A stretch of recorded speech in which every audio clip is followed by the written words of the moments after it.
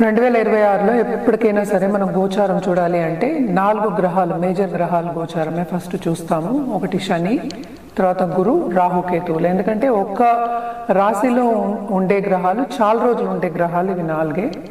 So most important ఏంటంటే శని గ్రహం. First starting ఎప్పుడైనా శని గ్రహం గురించి మాట్లాడతాము. సో శని ఏమో మనకి మీన రాశిలో ఉన్నారు, ఆయన రిట్రోగ్రేషన్ వెళ్తున్నారు, మళ్ళీ డైరెక్ట్ అవుతున్నారు అనమాట. ఈ సంవత్సరం అంతా ఇందులోనే ఉంటున్నారు, అంటే మీన రాశిలో ఉంటున్నారు.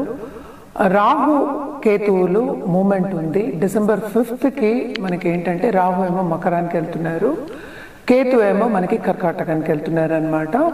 మనకి తెలుసు రాహుకేతువులు మన రిట్రోగ్రేషన్ మోషన్నే ఉంటుంది కనుక వెనక్కి వెళ్తూ ఉంటారు. జూపిటర్ ఏంటంటే మోస్ట్ ఇంపార్టెంట్ గ్రహం, బెనిఫిట్ గ్రహం, అండ్ ఆల్సో ఏంటంటే పరిపూర్ణంగా బ్లెస్సింగ్ ఇచ్చేది. దేంట్లో అటు ధనకారకుడు, అటు ఏమో ఆయుక్కుడు మనం కొంచెం చూస్తూ ఉంటాం. అండ్ ఆల్సో ఫ్యామిలీకి మనం చూస్తూ ఉంటాం. ఎక్కడున్న ఎక్స్పాన్షన్, విజ్డమ్, నాలెడ్జ్, వీటన్నిటికీ మనం జూపిటర్ చెప్తూ ఉంటాము. మనకి ఇయర్ ఎండ్ అంటే 2025 ఇయర్ ఎండ్లో జూపిటర్ ఏంటంటే మనకి మిథునానికి వెళ్ళారనమాట. ఆయన రిట్రోగ్రేషన్ అయ్యారు. మనకి తర్వాత అక్టోబర్ 31st మనకి సింహానికి వెళ్తున్నారు. మిగతా టైం అంతా అంటే మార్చ్ నుంచి మనకి అక్టోబర్ వరకు ఏంటంటే ఉచ్చస్థితిలో ఉంటున్నారు అనమాట. సో ఇవి గ్రహస్థితులు. బట్ జనరల్గా మాట్లాడుకోవాలి అంటే మనం ఎప్పటికైనా ఈ గ్రహస్థితులు, ఈ 4 గ్రహాలు కాకుండా మిగతా గ్రహాలన్నీ కూడా చూసుకుని మనం మాట్లాడడం అనేది ముఖ్యం అనమాట. చాలా మటుకు మనం మంత్లీ కూడా చేస్తున్నాము. అలాగే ఈ సంవత్సరంలో ఏంటంటే 4 ముఖ్యమైన ఎక్లిప్సెస్ వస్తున్నాయి. 2 ఏంటంటే సోలార్ ఎక్లిప్సెస్, 2 లూనార్ ఎక్లిప్సెస్ వస్తున్నాయి. ఫిబ్రవరి 17th ఉంది, మళ్ళీ మార్చ్లో ఉంది, మళ్ళీ ఏంటంటే మనకి ఆగస్ట్లో 2 ఉన్నాయి. అటు సోలార్ ఎక్లిప్స్ ఉంది, అటు లూనార్ ఎక్లిప్స్ కూడా ఉంది. అలాగే ఈ ఉగాది కూడా మనం ఎప్పుడు చెప్పుకుంటూ ఉంటాం, ఉగాది చెప్పుకుంటాం. మార్చ్ 19th 20th వస్తుంది. పరభవ నామ సంవత్సరం వస్తుంది అనమాట, అంటే 40th సంవత్సరం. ఎవ్రీ 60 yearsకి నేమ్ అనేది చేంజ్ అవుతూ ఉంటుందన్నమాట. ఇది మనం చూసాము అంటే కొన్ని రాసుల వారికి చాలా చాలా బాగుంది. జనరల్గా చూసామంటే కూడాను మనం ఎప్పటికైనా పాజిటివ్ మాట్లాడుతున్నాము కనుక ఏదైనా సరే మిశ్రమ ఫలితాలని చెప్పుకోవడం అనేది జరుగుతుంది. అండ్ ఆల్సో మనం చూసాము అంటే ఈ సంవత్సరం కూడా ఖర్చులు అనేవి చాలా ఎక్కువ అవుతాయి. అండ్ ఆల్సో అన్ని వస్తువులు ఖరీదవుతాయి. కొన్ని అంటే కంట్రీస్కి మనకి ఏంటంటే అంత సన్నిహితంగా ఉండవన్నమాట. దెబ్బలాట వచ్చేవి, అలాగే వార్ వచ్చే సూచనలు కూడా మనకి కనిపిస్తున్నాయి. అండ్ ఆల్సో మనం చూసాము అంటే అందరు మనుషులు కూడాను, అంటే అందరూ ఇప్పుడు పనిచేసే వాళ్ళందరూ, అండ్ ఆల్సో ఇప్పుడు ఫార్మింగ్ కమ్యూనిటీ అనుకుందాం, ఏదైనా చేసేవాళ్ళు అంటే మనం చేసే పనిలోనే కొంతవరకు అభివృద్ధి ఉంటుంది, కానీ సాటిస్ఫాక్షన్ అనేది అంత ఉండదని చెప్పాలన్నమాట. అండ్ ఆల్సో మనం చూసాము అంటే ఏల్నాట్స్ అనే ప్రభావం అనేది కూడా మనకి 3 రాసుల వారికి చాలా ఎక్కువ ఉంది. అంటే ఏంటి, మనకి కుంభానికి, అలాగే ఏంటంటే మీనానికి, అలాగే ఏంటంటే మేషానికి ఉందన్నమాట. అండ్ ఆల్సో ఏంటంటే కొన్ని మనం మంత్లీ ప్రెడిక్షన్స్ ఎప్పుడు చెప్పుకుంటూ ఉంటాము. కొన్ని రాసుల వారికి చాలా చాలా బాగుంటుంది. మేషరాశి వారికి ఈ సంవత్సరం అంత మిశ్రమ ఫలితాలే మనం చెప్పుకోవాలి. చాలా బాగుండే రాశులు అని చెప్తే మనకి వృశ్చిక రాశి ఒకటి, అలాగే మనం చూసాము అంటే మనకి వృషభ రాశి ఒకటి, ఇంకోటి మిథున రాశి మనం ఎక్కువ చెప్పుకోవాలి. అలాగే ఏంటంటే మకర రాశి కొంతవరకు, అంటే మనకి 12 monthsకి మనం చెప్పుకుంటున్నాం కదా. సో ఒక్కొక్క మంత్ ఎత్తు తగులు అనేది కామన్. జనరల్గా మాట్లాడుకోవాలి అంటే కొంతమందికి ఏంటంటే మనం చెప్పేది యోగాలు అనేది చెప్పుకోవచ్చు అనమాట. కానీ ఈ సంవత్సరంలో సపోజ్ మార్చ్ నుంచి మనకి అక్టోబర్లో పుట్టిన వాళ్ళందరికీ జూపిటర్ ఎగ్జాల్టేషన్ పొజిషన్లో ఉంటారు. సో తప్పక వాళ్ళకి చాలా బాగుంటుంది. అంటే నాలెడ్జ్ గెయినింగ్ మనం చూసుకోవచ్చు. అంటే ఏంటంటే వాళ్ళకి చదువు అంటే చాలా ఇంట్రెస్ట్ ఉంటుంది, అలాగే నేర్చుకోవడం అంటే చాలా ఇంట్రెస్ట్ ఉంటుంది అనమాట. సో జనరల్గా మనం మాట్లాడుకుంటున్నాము. సో ఏ రాశుల వారికి ఎట్లా ఉందో మనం ఇప్పుడు చూద్దాం. ఇప్పుడు ఈ మీన రాశిలో ఎవరైతే స్మాల్ స్కేల్ ఇండస్ట్రీలో ఎంప్లాయీస్గా వర్క్ చేస్తున్న వాళ్ళ లైఫ్ ఎలా ఉంటుందో ఒకసారి వివరించండి. మీనరాశికి కూడా ఏంటంటే మనం చూసామంటే శని మీనంలోనే ఉన్నారు. ఏలినాట్స్ అనే ప్రభావం అనేది చాలా ఎక్కువ ఉంది. ఏది చేసినా ఏంటంటే శ్రమ అనేది చాలా అధికం ఉంది. అండ్ ఆల్సో మనం చూసామంటే శని రిట్రోగ్రేడ్ అయ్యి మళ్ళా ఏంటంటే డైరెక్ట్ అవుతున్నారు. ఈ సంవత్సరం అంతా శని ఈ ఇంట్లోనే ఉంటున్నారు అనమాట. సో తప్పక ఏది చేసినా ఒకటికి రెండు సార్లు కూడా కాదు, అధిక శ్రమ అనేది మనకి కనిపిస్తోంది. వర్క్ ప్రెషర్ అనేది చాలా ఎక్కువ ఉంది. అంటే ఏంటి, వీళ్ళు కరెక్ట్గా టైంకి ఫినిష్ చేయలేక సతమతం అవడం అనేది మనకి కనిపిస్తోంది. అలాగే ఏంటంటే ఏ రంగంలో అయినా కూడా వీళ్ళు తొందరపాటు నిర్ణయాలు తీసుకోవడం అనేది కొంచెం కనిపిస్తోంది. కొంచెం జాగ్రత్త వహించడం అండ్ మైండ్ఫుల్గా ఉండడం అనేది వెరీ ఇంపార్టెంట్. ఇప్పుడు ఈ మీన్ రాశి వారు ఎవరైతే ఉన్నారో వాళ్ళ లవ్ రిలేషన్షిప్స్ ఎలా ఉంటాయో ఒకసారి వివరించండి. సో జనరల్గా మనం మాట్లాడుకోవాలి అంటే ఏలినాట్స్ అనే ప్రభావం అంటేనే అటు ఫైనాన్సెస్, అటు ఈవెన్ ఇంటర్పర్సనల్ రిలేషన్షిప్ కూడా కొంతవరకు బాగుండదు అనమాట. అంత బాగుండదనే చెప్పుకోవాలి.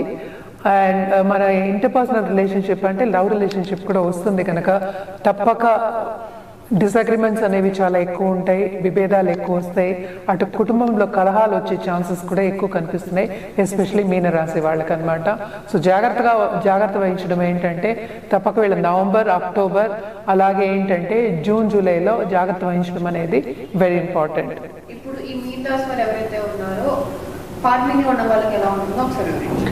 ఫార్మింగ్ కమ్యూనిటీ కూడా మనం చూసాము అంటే ఎస్పెషలీ మీనరాశి వాళ్ళకి అండ్ ఆల్సో కొత్త ఇన్నోవేషన్స్ ఎస్పెషలీ ఫార్మింగ్లో తెచ్చేవాళ్ళు అండ్ ఆల్సో మనం చూసామంటే ఫుడ్ టెక్లో తెచ్చే వాళ్ళకంతా కొంతవరకు శ్రమ పడినా కూడా రిజల్ట్ అనేది towards end of this year వచ్చే ఛాన్సెస్ ఉన్నాయి అన్నమాట.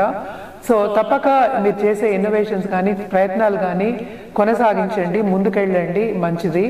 కానీ ఫార్మింగ్లో చాలా మటుకు వీళ్ళ పరిస్థితి చూస్తే కొంతవరకు లాసెస్ వచ్చే ఛాన్సెస్ మనకి ఎక్కువ కనిపిస్తున్నాయి అన్నమాట.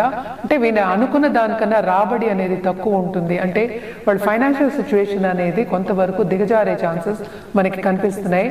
అలాగే ఏంటంటే ఏదైనా కమర్షియల్గా వీళ్ళు ఫుడ్ టెక్నాలజీలో ఉండి ఫుడ్ బిజినెస్ చేసేవాళ్ళు కానీ లేకపోతే ఫార్మింగ్ చేసే వాళ్ళందరికీ కానీ కొంతవరకు లాసెస్ వచ్చే ఛాన్సెస్ మనకి కనిపిస్తున్నాయి అన్నమాట.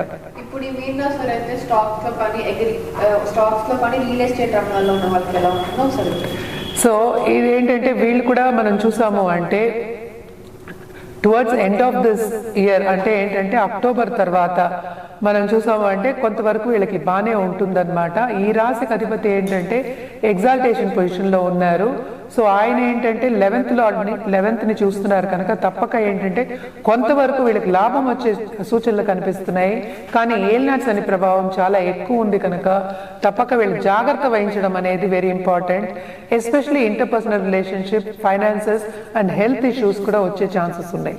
ఇప్పుడు ఈ మీన్ రాశి వారు ఎవరైతే అబ్రాడ్స్ తో సెటిల్ అయిన వాళ్ళు ఉన్నారో వాళ్ళ లైఫ్ ఎలా ఉంటుందో ఒకసారి. అబ్రాడ్లో సెటిల్ అయిన వాళ్ళకు కూడా కొంత భయాందోళన ఉండే ఛాన్సెస్ ఎక్కువ ఉన్నాయి. అలాగే ఏంటంటే మార్పిడి అంటే ఏంటి, ఒక చోటు నుంచి ఒక చోటుకి వెళ్ళడం, అలాగే ఇబ్బంది పడడం, ఎక్కడ ఏంటంటే సెటిల్మెంట్ అంత ఈజీగా రాకపోవడం అనేది కనిపిస్తోంది.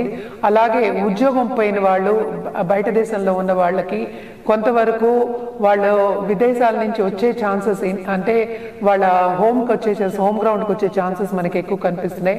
ఆపర్చునిటీస్ అనేవి కొంచెం తక్కువే కనిపిస్తోంది ఈ ఇయర్ మీనరాశి వాళ్ళకి. సో తప్పక ఏంటంటే అన్నిట్లోనూ జాగ్రత్త వహించడం, అందరితోనూ జాగ్రత్తగా ఉండడం మంచిది. తొందరపాటు నిర్ణయాలు కూడా తీసుకోవడం మంచిది కాదు. అలాగే ఏంటంటే కోపంతో కానీ లేకపోతే ఆందోళనతో కానీ లేకపోతే ప్రెషర్తో కానీ ఏది పని చేయడం మంచిది కాదనమాట, ఎస్పెషలీ మీన రాశి వాళ్ళు. ఇప్పుడు ఈ మీన రాశి వాళ్ళు 2026 ఎలాంటి పరిహారాలు చేసుకుంటే బాగుంటుందో ఒకసారి. తప్పక వీళ్ళు ఏంటంటే పరిహారాలు చేయాలంటే తప్ప నవగ్రహాలకి ఫస్ట్ చేయాలి. అలాగే ఏంటంటే గురువుకి చేయడం అనేది వెరీ వెరీ ఇంపార్టెంట్. గురు కాళ్ళు పట్టుకోవాలి. అందుకనే నవగ్రహ స్తోత్రాలు కానీ నవగ్రహ పూజలు కానీ నవగ్రహ హోమాలు కానీ చేయడం మంచిది. అదొకటి కాకుండా లక్ష్మీ గణపతి హోమాలు చేయడం కానీ పూజలు చేయడం కానీ మంచిదన్నమాట. అలాగే మనం చూసాము అంటే పుణ్యక్షేత్రాలు దర్శించుకోవడం మంచిది. ట్రావెలింగ్ చేసి టెంపుల్స్కి వెళ్ళడం మంచిదన్నమాట. మీ కులగురువు అవ్వచ్చు, ఏ గురువు అయినా అవ్వచ్చు. సో ఆ టెంపుల్స్ ఈ సంవత్సరంలో విజిట్ చేయడం ఇంకా మంచిది. అలాగే ఎప్పటికైనా సరే శని టెంపుల్స్ అంటే శని సింగాపూర్ కూడా ఉంది. సో తప్పక వెళ్ళి దర్శించుకోండి, చాలా మంచిది. ఇప్పుడు మనం మాట్లాడుకుంది జనరల్ గా మాట్లాడుకున్నాము. ఎందుకంటే ఈ 4 ప్లానెట్స్ అంటే మేజర్ ప్లానెట్స్ గురించి మాట్లాడి దాన్ని బట్టి మనం పరిహారాలు కూడా ఇచ్చాము అండ్ ఆల్సో ఏంటంటే మనం రాశి ఫలితాలు కూడా మాట్లాడుకున్నాం అన్నమాట. ఇదంతా జనరలే, అంటే ఏంటంటే రాశి వారిగానే మనం మాట్లాడుకుంటూ వస్తున్నాము. ఏదైనా సరే వ్యక్తిగత జాతకం మీద ఆధారపడి ఉంటుంది. అంటే వ్యక్తిగత జాతకం చూసినప్పుడు ఇప్పుడు గోచారం ఏం జరుగుతోంది ప్లస్ ఇప్పుడు ఏంటి టైం జరుగుతోంది వాళ్ళకి అని చూసినప్పుడే మనకి ఒక ఏంటంటే సూచన ఇవ్వడం కానీ సొల్యూషన్ ఇవ్వడం కానీ జరుగుతుంది. అదేంటంటే పరిహారం రూపంలో మనకి పూజ కానీ జపం కానీ లేకపోతే ఒక జాతిరత్నం కానీ ఇఫ్ ఇట్ ఈస్ వారంటెడ్ అంటే ఏంటి జాతక రీత్యా ఇవ్వడం అనేది జరుగుతుంది.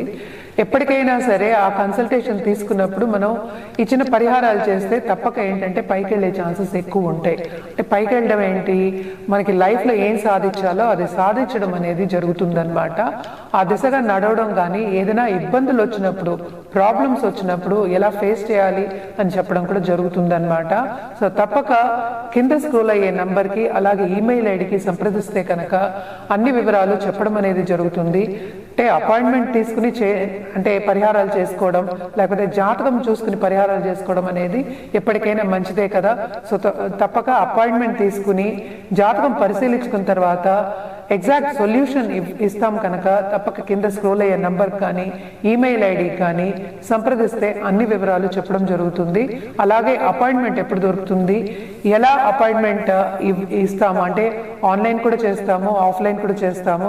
సో ఎలా చేయాలి అనేది చెప్పడం జరుగుతుంది అన్నమాట.